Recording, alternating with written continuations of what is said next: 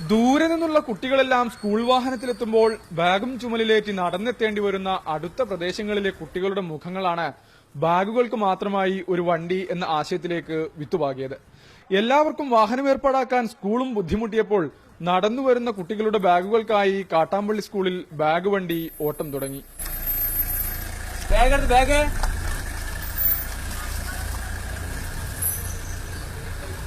മുടങ്ങാതെ വീട്ടിലെത്തുന്ന ബാഗ് വണ്ടിയെ രക്ഷിതാക്കളും കുട്ടികളും ഒരുമിച്ച് ഏറ്റെടുത്തതോടെ സർവീസ് സൂപ്പർ ഹിറ്റ്. 600-ലധികം വരുന്ന കുട്ടികളിൽ 3/4 ഭാഗവും ഇപ്പോൾ ഈ സൌകര്യം ഉപയോഗിക്കുകയാണ്.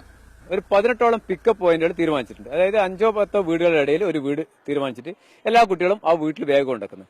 അതിനുശേഷം ഞങ്ങളുടെ വണ്ടിയിലെ സ്റ്റാഫ് പോയി ആ ബാഗ് കളക്ട് ചെയ്ത് സ്കൂളിലേക്ക് വരുന്നു.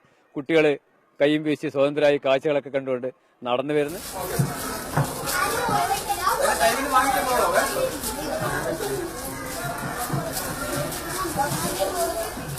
കുട്ടികൾ സ്കൂളിൽ എത്തുന്നതിന് മുൻപ് ബാഗുകൾ എത്തിക്കുകയും വൈകിട്ട് തിരികെ വീട്ടിലെത്തിക്കുകയും ചെയ്യും.